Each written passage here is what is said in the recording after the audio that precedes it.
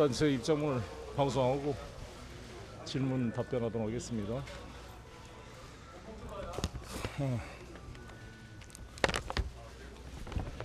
일단 기자 여러분께 제 입장문을 발표를 하고 나서 질문 주시면 답변 드리도록 하겠습니다. 물러서지 않겠습니다. 검찰 독재에 대한 전 국민적 저항운동에 함께 하겠습니다.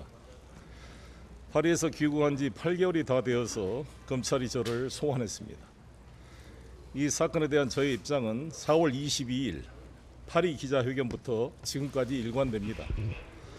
주위 사람들 괴롭히지 말고 저부터 수사할 것을 수차례 촉구하여 왔습니다.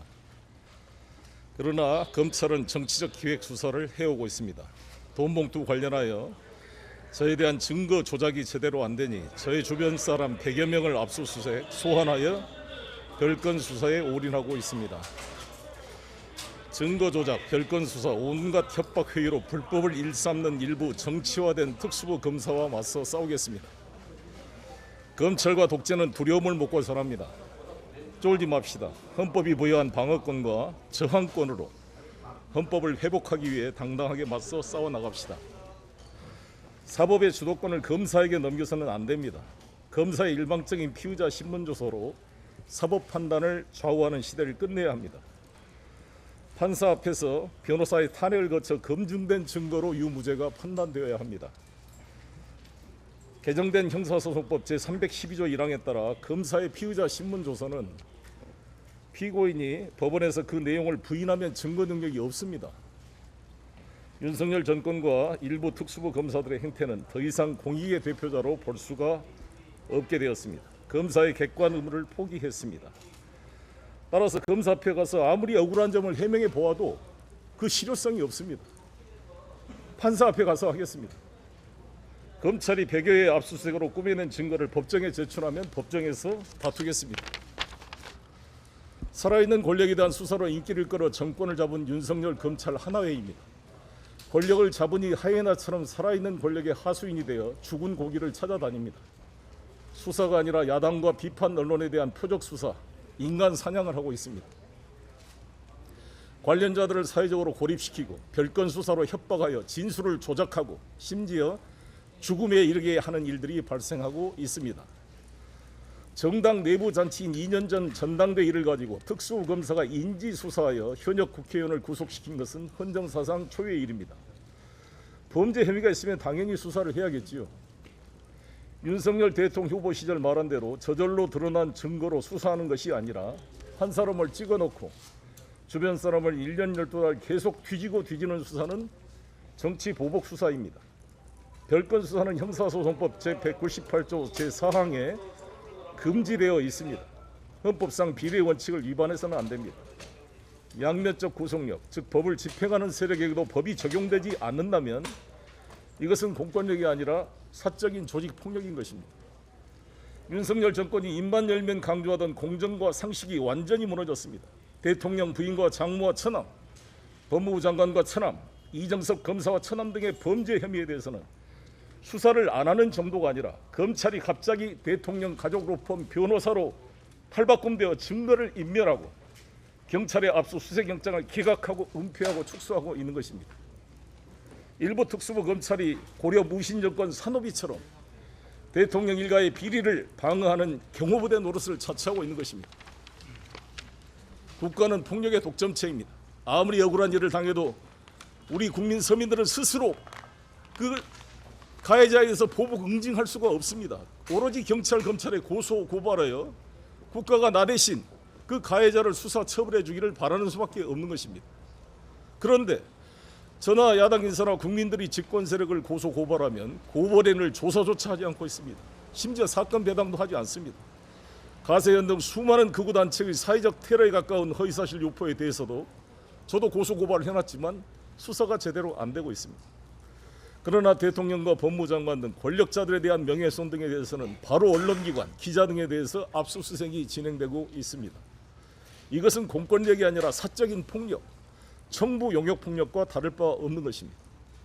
윤석열 대통령이 후보 시절 말한 그대로 검사가 수사권을 가지고 정치 보복하면 검사가 아니라 깡패라고 말한 그대로입니다. 1979년 12.12 쿠데타를 재현한 영화 서울의 봄을 보았습니다. 무능한 대통령과 국방부 장관, 우유부단한 장군들이 한 줌밖에 안 되는 하나의 사조직에 의해 완전히 무력화되었습니다. 12.12 쿠데타는 5.18 광주시민 학살로 이어졌습니다. 민주공화국 대한민국은 조직화된 윤석열 특수부 하나의 세력에 무너지고 있습니다.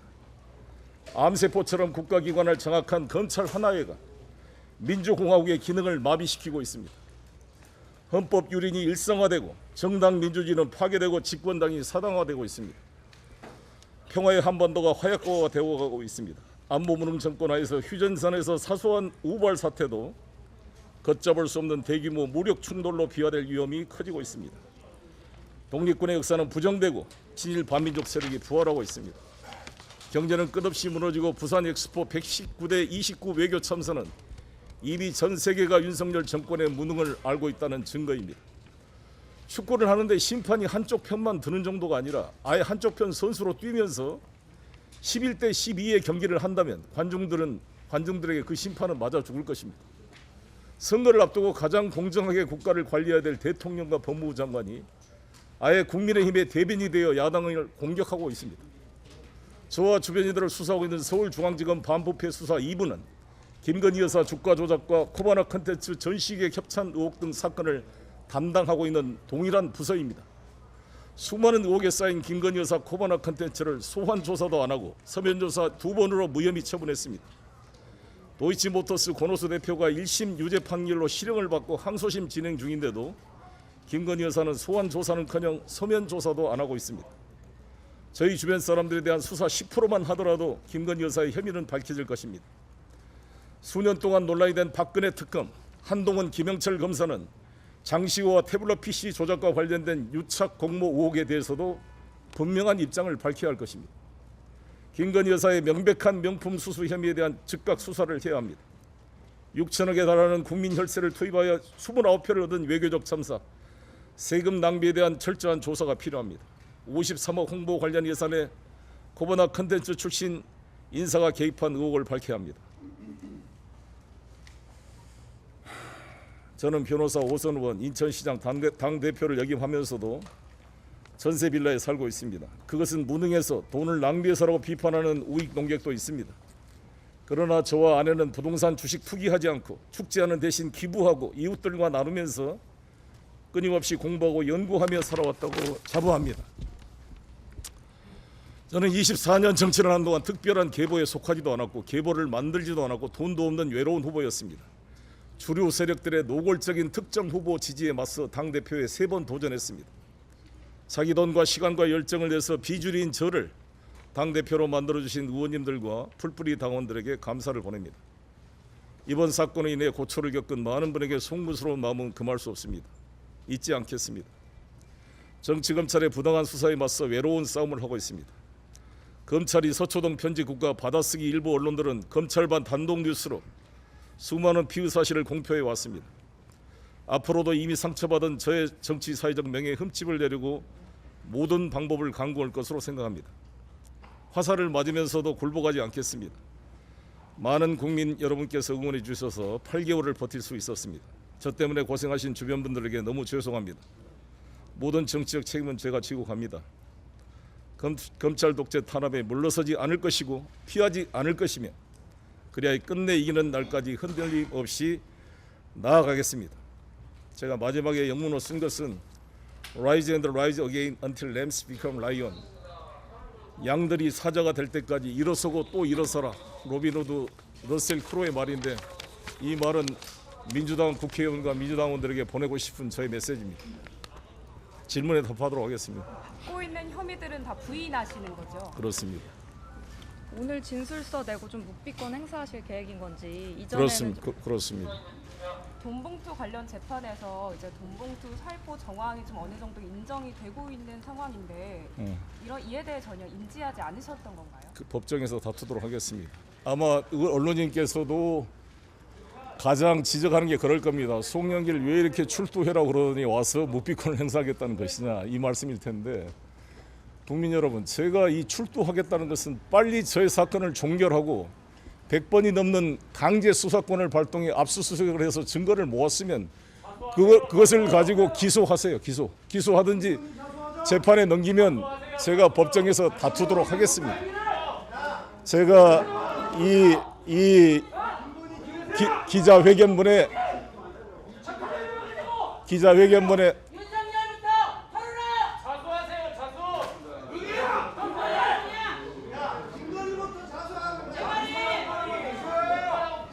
기자회견문에 말씀드린 것처럼 검사의 객관 의무가 무너졌습니다. 여러분, 국민 여러분도 저 검사님이 공정하게 내 말을 들어주고 헤아려 줄 것 같으면 당연히 가서 성실하게 진술하겠지만, 검사가 내 말을 듣지 않고 오히려 계속 나를 얽어매려고 기획수사를 하는데 내가 가서 말할 이유가 필요성이 없는 거죠. 왜냐하면 진술 거부권은 헌법이 저희들에게 부여한 권리잖아요. 이 헌법의 권리를 행사하겠다는데, 헌법을 지키겠다는데 그게 비난받을 문제는 아니라고 보고요. 그리고 법정에 가서 이야기하겠다. 그리고 법정에서는 이 검사의 피의자 신문 조서는 본인이 부인하면 증거 능력이 없어집니다. 사실상 이 검찰에서 이렇게 조사받을 필요가 없는 거예요. 왜냐하면 공개 재판주의, 법정 중심주의로 가야 되기 때문에 저의 기본 철학은 불구속 재판의 원칙, 공판 중심주의. 그래서 법원에서 판사가 주도하는 사법 질서로 회복을 해야 된다. 저는 이 생각입니다. 그 사업가 김영건 씨한테 예. 감사하다라고 했던 건 어떤 의미셨는지. 뭐 언론을 저도 봐서 알겠습니다만, 해단식에서 내가 당선이 돼가지고 고생한 선대위 분들 한 100여 명이 넘는 사람은 해단식을 하는데, 거기서 제가 하는 말이 감사합니다, 고맙습니다 하고 다니는 거지, 뭐 내가 유감입니다 하고 다니겠습니까? 상식적으로. 여수상공회에서 전 회장으로부터 받은 기부금의 일부가 검찰은 인허가 대가 로비라고 또 보고 있는데, 이거는 어떻게 보세요? 아니, 그러니까 보고 있는 게 중요한 게 아니라, 검찰은 혐의를 가지고 수사할 수 있겠지만, 그래서 증거가 발견되면 그걸 가지고 기소하거나 하면 되잖아요. 저는 일관되게 말씀드린 것처럼 그에 대해서는 전혀 몰랐던 사실이고, 제가 돈 4천만 원에 저의 직무적 양심을 팔아먹을 정도로 정치 활동을 해오지 않았습니다. 그렇기 때문에 이 문제에 대해서는 제가 일관되게 말씀드린 것처럼 몰랐던 일이고, 그 사안에 대해서 문제가 있으면 법정에서 다투겠다라는 게 제 기본 입장이라는 말씀을 다시 드리겠습니다. 그 윤관석 의원이나 그 박영수 의원 부장관보다 좀 재판을 받고 계신데, 그렇습니다. 그 점에 대해서 좀 입장 없으신지. 너무 죄송하고 안타깝죠. 어찌됐건 제가 말씀드린 것처럼 2008년도에 박희태 그때 한나라당 당대표 선거 때 세 분이 그때도 1억 9천만 원을 인출해서, 박희태 의원 통장 인출해서 300만 원씩 20여 명의 국회의원에 배포했다라는 혐의였는데, 그 세 분만 불구속 기소됐어요. 그런데 윤관석 의원은 삼선원의 현역 상임위원장인 분을 당내 선거 용으로 이렇게 이렇게 장기간 구속시킨다는 것은 형평에 어긋난다고 생각합니다. 네, 감사합니다.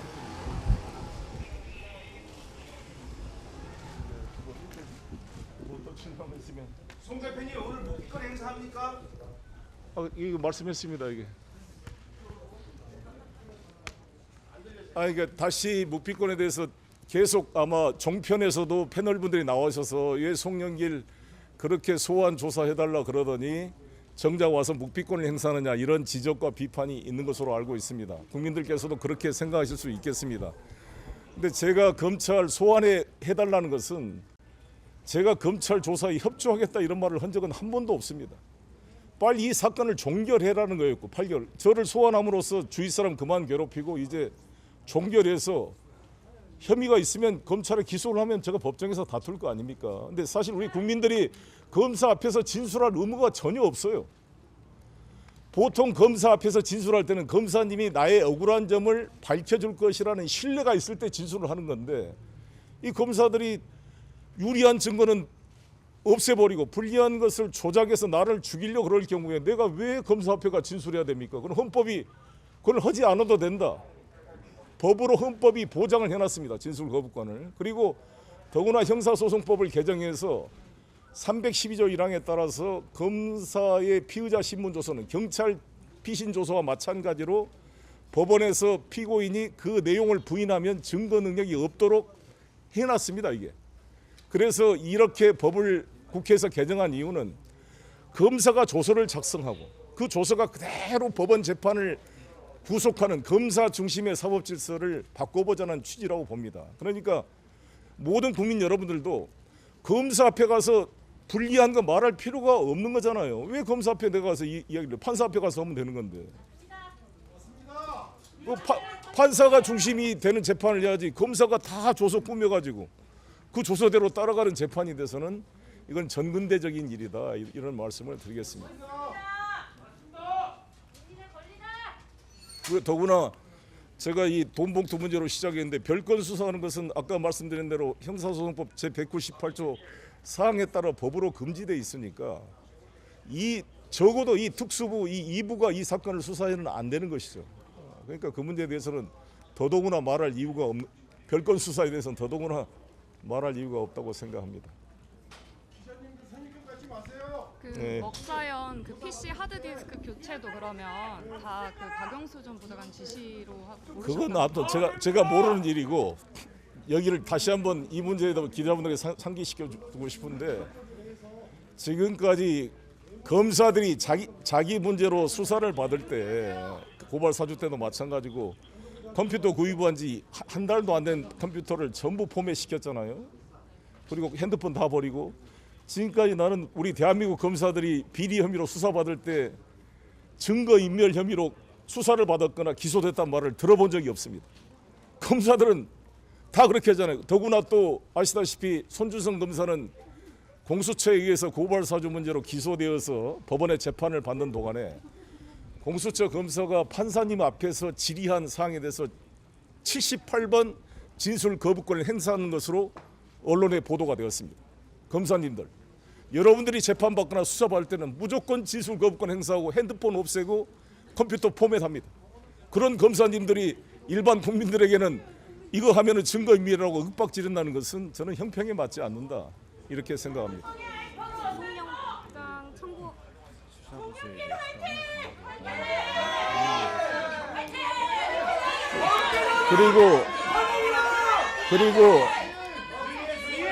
그리고 제가 사실 역대 피의자 중에 검찰에 출두하면서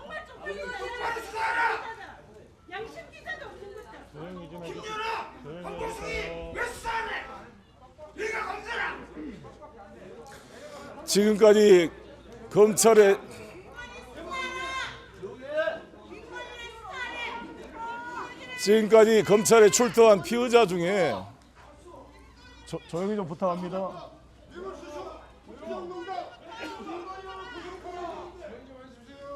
지금까지 검찰에 출두한 피의자 중에 이렇게 언론인 여러분께 이렇게 자세하게 답변한 사람도 없지 않았습니까? 그냥 검사 앞에가 진술하겠다 같이 국민 앞에 제대로 답변한 피의자는 저는 보지를 못했습니다. 저는 지금까지 출두하면서 항상 언론인 여러분의 어떠한 질문에 대해서도 성실하게 답변을 했고 저는 국민에 대한 도리라는 생각으로 답변을 해왔고요. 대신 검찰에 가서는 말 안 하겠다는 겁니다. 내가 아까 말씀드린 대로 국민 앞에는 말해도 검찰은 말하고 싶지 않습니다. 그리고 필요한 것은 법원에서 재판장에서 말씀드리겠다는 것이고 그리고 또 제가 일관되게 처음부터 강조했던 것은 제가 돈봉투 문제 수사하지 말라는 게 아니라 이거를 특수부가 수사할 사안이 아니라는 거랍니다. 이 형사부나 공공수사부가 균형 있게 수사할 문제를 왜 이게 특수부가 맡아서 이게 이 8개월 동안 이렇게 저를 별건 수사를 해야 될 이유입니까 이게? 더구나 이게 김건희 주가 조작 사건을 담당하고 있는 이 부서가 본연의 업무인 특수부 본연의 업무인 그런 주가 조작 사건 같은 거를 수사해야 된다고 저는 생각합니다. 네, 이상입니다.